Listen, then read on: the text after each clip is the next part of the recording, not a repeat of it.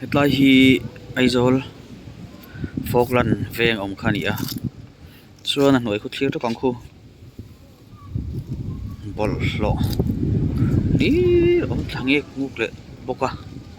then chu hal to nu ni ti te hriata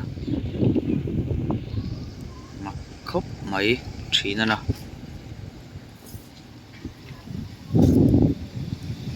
tama pawh ni tho so tama pawh sawn hei hian bol hlo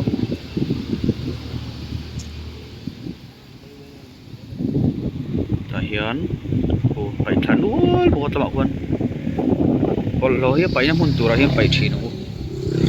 dustbin pahnih a in buk ta hian hetah hian pakhat a in hung a dustbin hi pahnih a in hung a tah hian pai ve mai tur ni ani lo lamah hle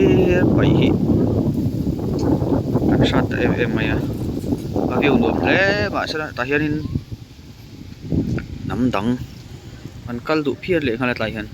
ka kal ve piang khin lo om ve chi a tuna pon lo oma a ma se thlang lampang hi em nu lo pin na tok le to ni tlai bo ku tispo rock bottle zu tam nu tu le cho in zir kan langai deu ni